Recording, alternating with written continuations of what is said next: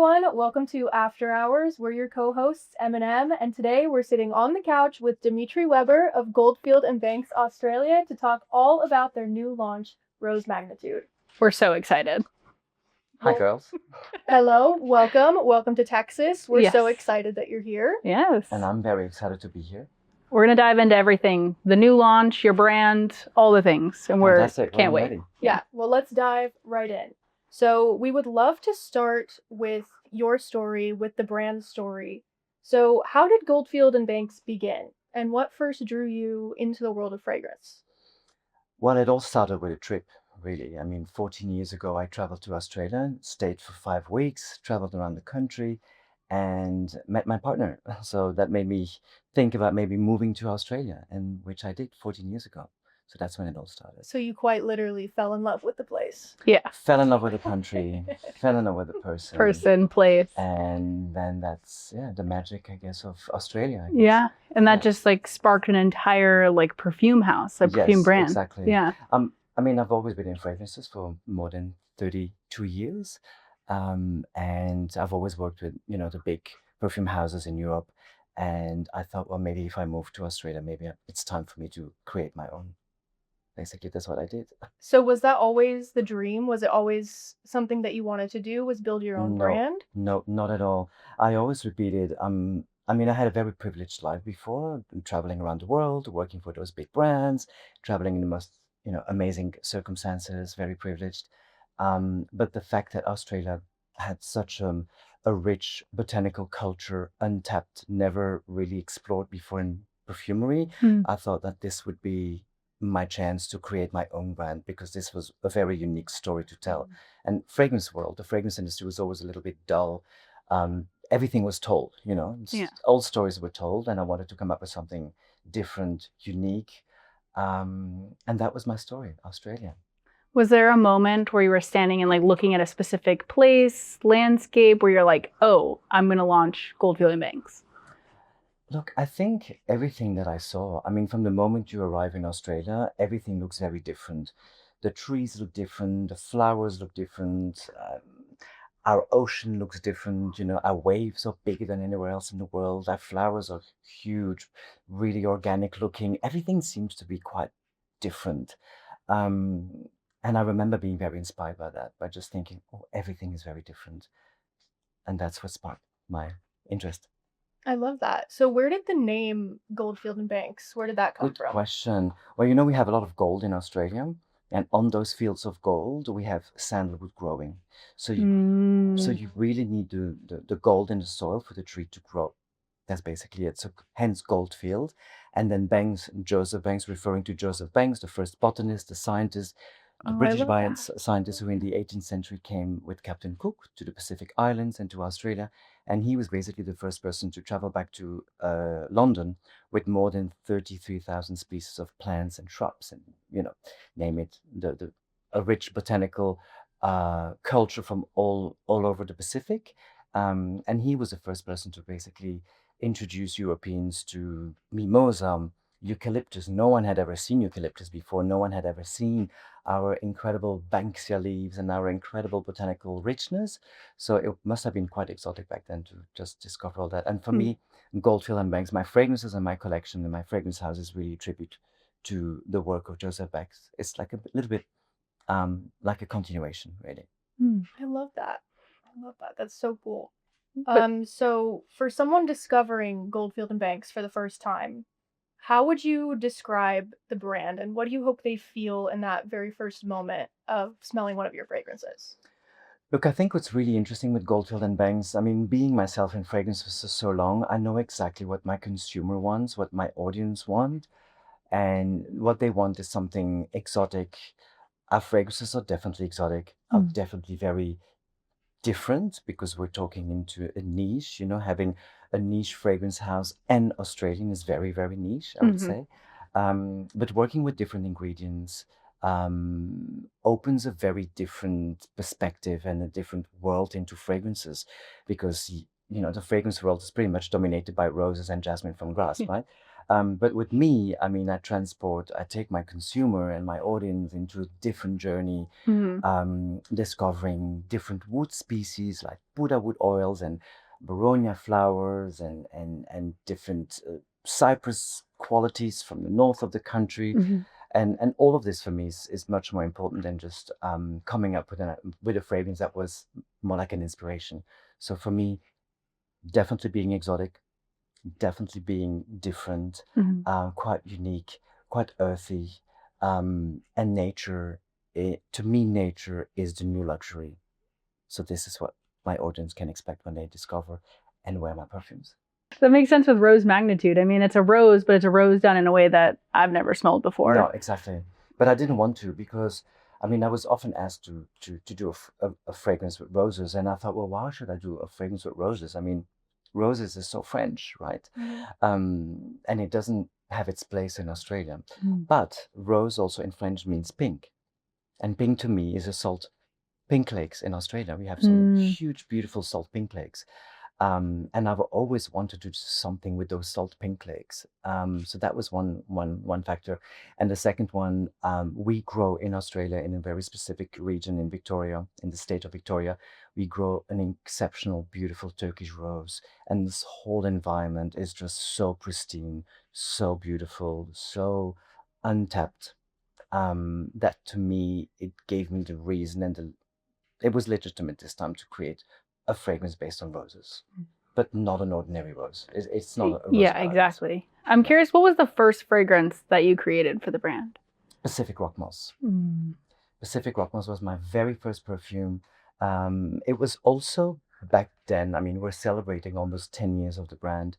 It was back then also one of the first aquatic perfumes in the niche category, because niche was always about woody fragrances and amber and deep, and it had to be very Middle Eastern and all that. And I came up with an aquatic fragrance, which was pretty much not done back then. And ever since, everyone has been doing aquatic fragrances. Yeah. So, but this one is absolutely unique. I mean, it was my Sure. first one. It's still one of the most Yeah, iconic fragrances bestsellers. in the industry, and extremely popular on, on TikTok and on everything. So it's 10 years later, so it's great. Did you think at that time, like, oh, I'm going to put out a fragrance that's going to revolutionize the way that people create and think about different fragrances and basically pave a way for a whole new category? It paved the way for a whole new category. I didn't really think so much ahead back then. I was just passionate and I just did my thing. I created four fragrances, launched it, took my backpack and my luggage and traveled around the world and just spread it out. That's basically what I did. That kind of leads into, we had a question about your creative process. So when you're thinking about coming up with a new fragrance, is it a memory? Is it a scene? I feel like travel is really important for you and your process. Travel is important. The thing is that, I mean, I always start with an ingredient. I'm very obsessed with Australian local native ingredients, especially those who have never been used before in perfumery. I still discover ingredients. Very often we get sent those ingredients to us, or when I travel, I discover a new ingredient and I will, I will dive deeper into this particular ingredient, where it comes from, how it's distilled, how it's harvested, how it's planted, and all of these things. So I usually start with an ingredient, or occasionally it could be a location. Like I remember traveling to Byron Bay, which is an absolutely beautiful spot in Australia. Traveling there for a couple of times, and I thought I have to have a fragrance that is inspired by this whole region of Byron Bay, right? And then I looked into what's local here. Is there an ingredient that is native to this region, And I found finger lime or caviar lime, which is from the region. So, combining both and you have a fragrance. Have you ever taken a note where you're like, I really want to do something with this like native ingredient to Australia and tried to make it work, but then it just didn't end up working out with a fragrance? 100%. Oh. I mean, not every ingredient that sparked my interest is suitable for the fragrance industry. Very often they are used in skincare or hair care, and they're just either too aromatic or too difficult or too harsh or too green or too earthy or Because I'm thinking you're like pushing the bounds on scent and you're trying all these different things in fragrance. It's like probably at some point you're just like, oh, actually, just don't think this is going to fit well in my line. Totally. Yeah. Absolutely. And then you know what? And then I just give it up, and then Yeah. I just leave it on the side. And you know what? A few years later, I might just pick it up Yeah, again and yeah. continue to work on it. Mm. It happens. Mm. Yeah. Right. Well, should we talk about the new perfume? I'm dying to hear I know, about I'm it. foaming at the mouth. Absolutely. let's I've do got to it. hear all about it. Rose Magnitude.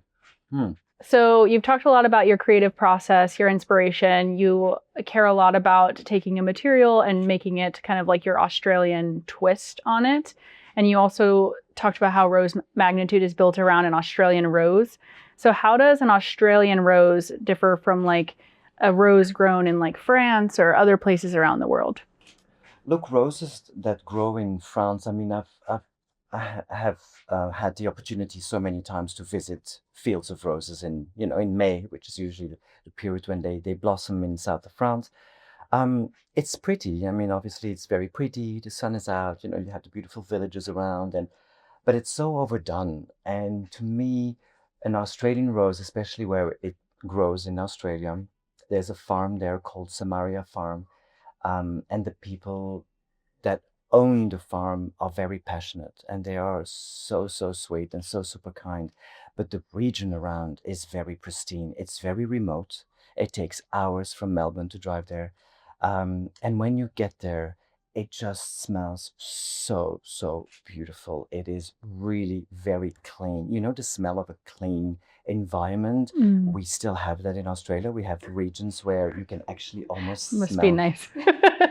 It's the epitome of nature. It smells of nature, but clean. And to me, this is much more interesting than just going to a rose farm in France or in Turkey or in Tunisia or any other place. I think it's more like the fact that there is hardly any pollution in the air makes the flower more clean, just more spectacular, special. It's far more inspirational, I'm sure. How did you take like the rose that you remember smelling and then be like, I'm going to now put like the Goldfield and Banks twist on it and then bottle it up? 100%. Well, I remember when I had the idea of creating this rose fragrance, I work with a perfume house in Paris called Robertet. The perfumer's name is Clément Marx, and I remember briefing him on this one particular. We actually briefed a few perfumers, and usually French perfumers, because obviously, even though we have an Australian fragrance house and we use natives, we do craft and manufacture in France because that's the only way to get true luxury. But I remember having a lot of submissions. The first submissions came through, and most of the French perfumers, they would all do like a French rose, a French perfume. This particular perfumer at Robertet, he came back with something that was slightly different. So he immediately captured the earthy, and he knew the brand, so he immediately captured the more earthy and the more probably the more uh, organic smelling environment.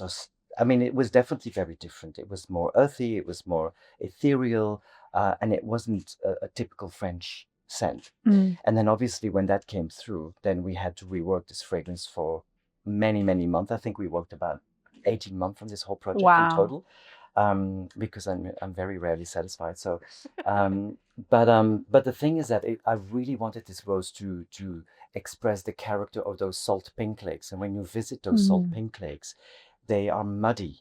That's what you smell. It's muddy because obviously what creates the pink in the lake is an algae, and it's the sun reflecting on this algae and creates this whole color. But when the tides go low, the only thing you see on those lakes is mud, pink mud, and it's very fascinating. But it also smells quite bad.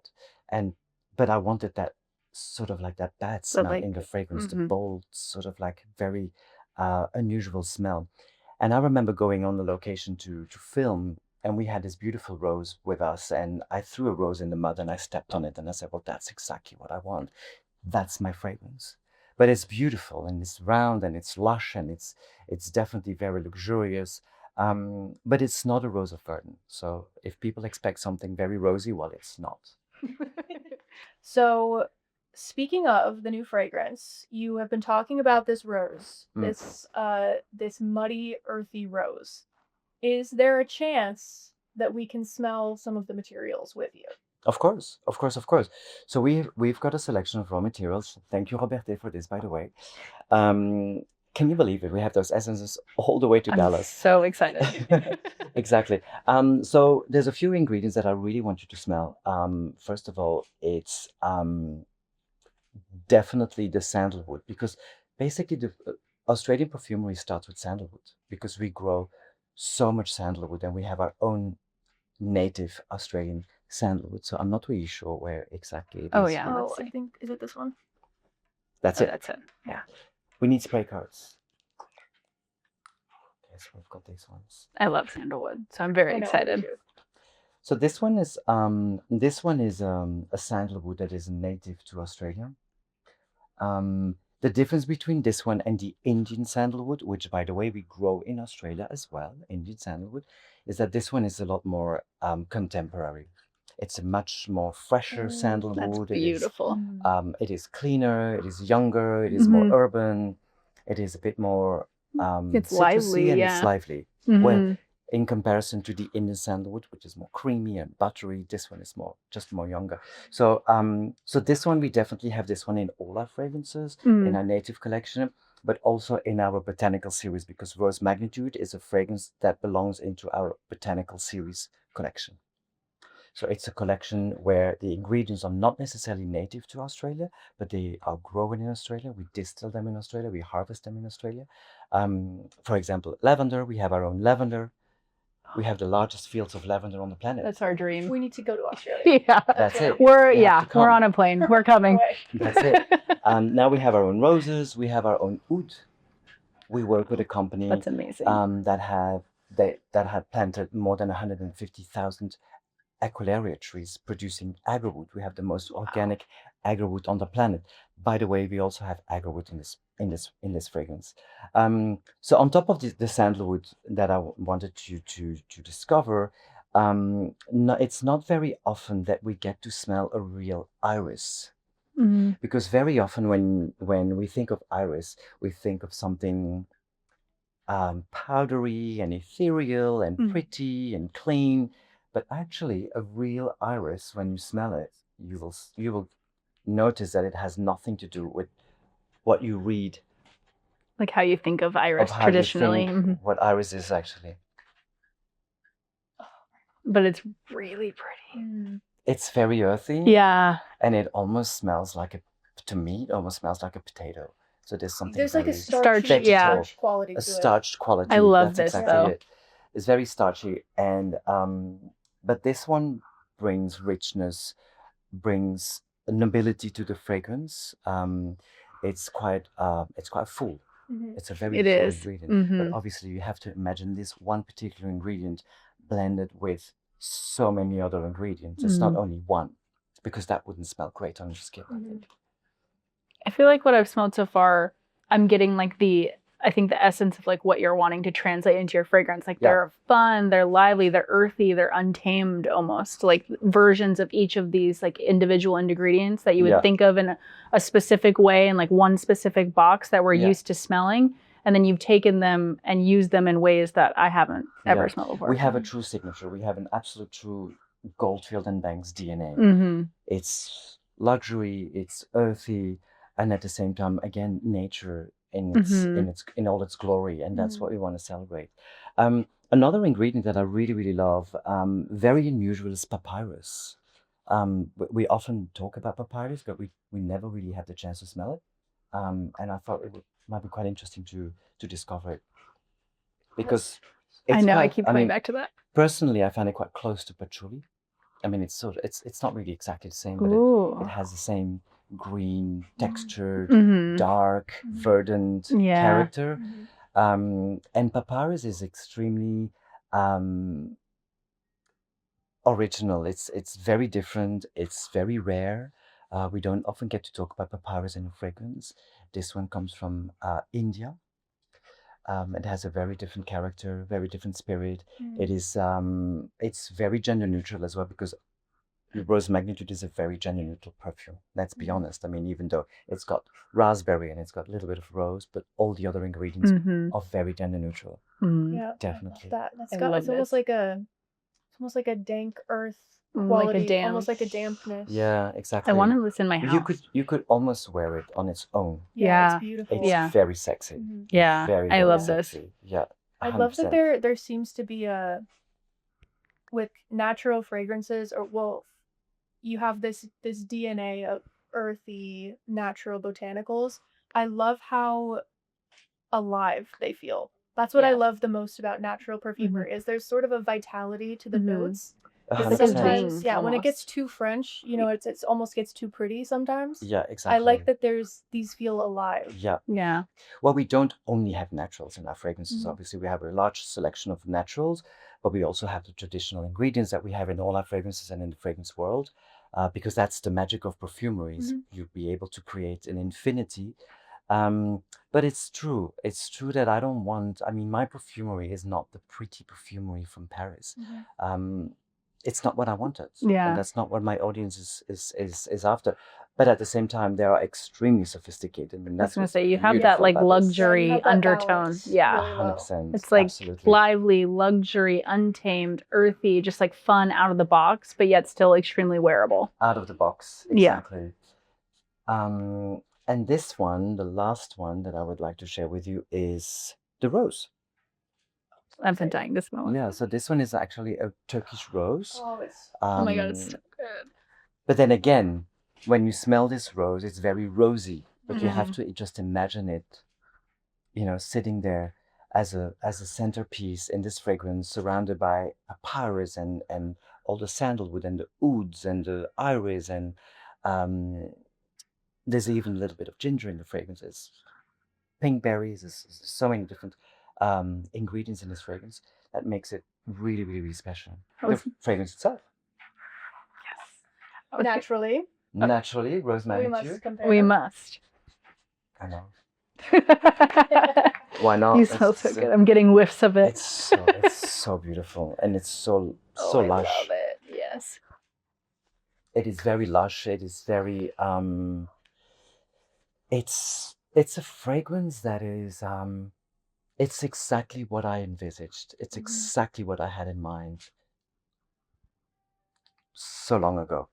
It's so special. I will say I do think it's much more fruit forward now that I've smelled the materials. Now that I went back and smelled this again, it's The almost like a raspberry. new scent to me. Like I feel like I have a new appreciation. Yeah, 100%. Oh, it's gorgeous. It's very we've got hints of this. Obviously, there's tonka bean as well. There's a bit of vanilla in the fragrance as well. There's lots of ingredients that make the fragrance very warm and almost like a gourmand of fragrance without being overly too gourmand, because there's enough gourmands on the market. There's enough with them. But this is sort of like the next generation of gourmand. It's more sharp. It's bolder, and it's not sweet. You can't say that this is a sweet perfume, but it's definitely very sensual. Yeah. Yes. Yeah.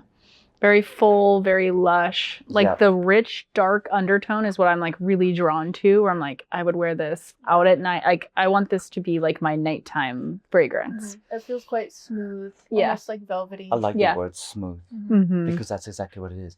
And the beauty of this fragrance is that it evolves the whole day. So you've got hints of patchouli coming through, then you have a little bit of tonka coming, then you have a bit of vanilla. The whole day, the fragrance is like a piano, like there's some notes coming in and out, and it lingers. The sillage is incredible. It's not a fragrance that you have to top up during the day. Like I think if you wear it in the morning, a few spritzes of this fragrance is plenty. It's more than enough, and it stays the whole day. How many different mods or like iterations of the scent did you go through? I know you said it took 18 months. Oh my God, so many iterations. He's probably gonna hate me if he listens to this. There were so many, I can't count them. But the thing is that we had this issue with the raspberry, and I remember, I personally I'm not a raspberry fan at all, but I just felt that the raspberry note was my idea to add it to the fragrance just to give the start of the fragrance, or I call it very often the sunrise of the fragrance, to give that beautiful sunrise of the fragrance a more rounded, more I don't know, like an easier way of wearing this fragrance with just a little touch of raspberry. With the rose, it's beautiful. There's violet in the fragrance as well. So it blended up really, really well. But then the issue was too much of it is too much, and too little is not enough. So finding that balance, and yeah, he was probably very pissed off. And every time I said no, not enough, too much. But at the end, we got there. We got there, and this to me is the perfect rose woody fragrance. It's perfection doesn't exist, but in this case, this fragrance is quite perfect. Yeah. I love that there's almost something like I don't want to say sweet, but there's almost a facet to it that's like a little bit candied or It's, like, almost like playful fizzy. part, Like it feels yeah. like there's a fun, like very light, vibrant yeah. element. Well, I think that's the so raspberry. it's the raspberry and ginger. There's a little bit of ginger in it. Ooh, yeah. Not much, but a little bit. Just in the start. Just enough. Just enough. Yeah. Exactly. Just enough. Just to give that little spark in the beginning. Because otherwise, the thing is, the fragrance for a very long time was when you wear it, when we wore it, you would go straight into the heart of the fragrance. And I just don't like that.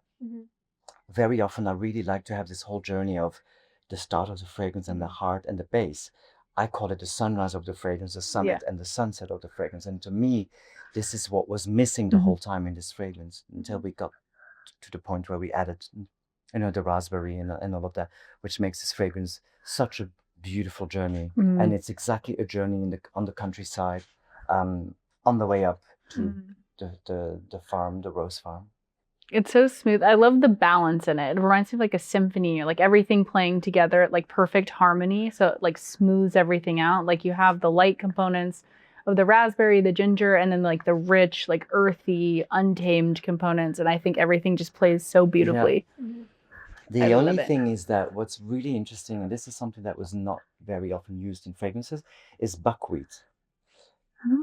Very unusual to have buckwheat in a fragrance. Yeah. So this, again, it gives this very natural character to this fragrance. Very nature, countryside. Yeah, I love it. There's a very nice complexity to it.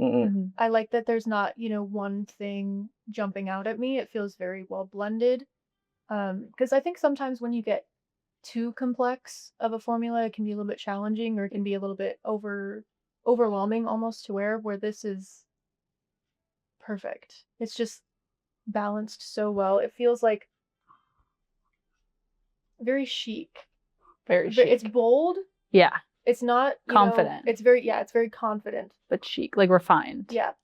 Right. So you once described Goldfield Banks as the premier luxury brand in Australia. So what has that journey as a founder meant to you? And what would you say to someone who dreams of building something in the space?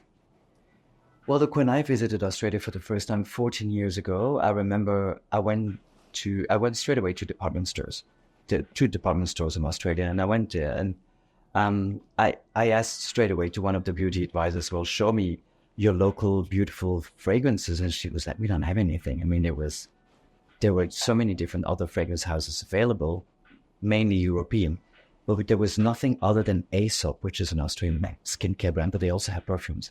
But other than Aesop, there was nothing on the market. So obviously, I really thought, well, this is not normal because we had all those ingredients. So I definitely was very determined to do something with Australian and those ingredients. And to me, it's true that it is the absolute number one and the first luxury fragrance house. Ever since, I think there's today like about 40 or 50 different companies today. What I wanted to do is, I definitely wanted to do luxury. I mean, this is my background. So crafting in France, working with the best suppliers, the best perfumers, we're very fortunate today that even Shiseido is manufacturing all our fragrances, batching and manufacturing, which is incredible. But I think the journey had ups and downs, obviously. I mean, when it comes to building the brand, it only went up. But personally, it was very challenging because we were so far away. Australia's so remote. So it wasn't easy to, get in touch with the suppliers overseas, building the brand. I mean, I remember even at some point, I think at the beginning, my first year, I was on the phone with Saks Fifth Avenue at midnight because the times are different. So there were a lot of obstacles, a lot of challenges. But you know what? At the end of the day, I don't regret it. It's such a fantastic journey. But the thing is, what I would say to young entrepreneurs, and I love young entrepreneurs, it's sweet when I get very often messages or emails from younger kids who want to create their own brand, and one day I'd love to be able to help them if I have the time. But I think what's very important to have is determination, determination and patience. People often say to me, "You don't have patience." Trust me, I have a lot. I have a lot of patience. I can tell you that over the last 10 years. But yeah, passion, determination, and patience. Was there a point in time where you thought you might not be able to do it? Like there was a lot of ups and downs. I know you said at a point where you're like, maybe I can't launch the brand or this won't actually work out. I think COVID, when COVID hit, because we were manufacturing in France and we were in Australia, stuck in Australia. Then I thought, well, how are we going to manage this? But we were very lucky that my absolute one-of-a-kind superstar colleague, Victoire, she went back to Europe, went back to Paris. And so we were saved. Because she could follow up on all the work. So that was a blessing. But you know what? For a second, I thought I'm going to lose it all. Of course. We didn't know what to expect. And we didn't even know that the niche fragrance industry was going to boom at that time as well. Yeah. So everyone say thank you, Victoire. Thank you. Victoire. But it's true. You know, I think it's magic. That's what happens. It's, if all stars are aligned, and if it's meant to be, it's meant to be. And it's meant to be. And it's meant to be. That's it. Meant to be a success, and it is a success, and I'm very, very proud of it. Yeah. It's a lot of hard work. Tell me that. Never a dull moment. Not in Goldfield. Yeah. He was telling us before we started that you're traveling like all over the place. You're never in the same spot, it seems. Never. No. Yeah. No. I mean, I like life to be exciting as well. I mean, I like to travel and I like to meet new people and have those conversations. And it feeds me as well to understand what you like, what you don't like, what you inspire. And Right. Okay. Rapid fire. Is there a note you feel like is everywhere right now that you're tired of seeing? I think the combination of oud with any kind of fruit. That's fair. That is fair. Yeah. Done. Done. Over it. Cancel it. Time to move to something different. It's been done. It's been done again. It's been done a third time, even a fourth time. Perhaps a fifth. I think we can move on. I would agree with that. Yeah. Now, what is your favorite non-perfume smell? Is there like gasoline? Yeah, rain on concrete. Pause. The ocean. The ocean, the water. I mean, I'm very fortunate when I live in Sydney. I swim every morning.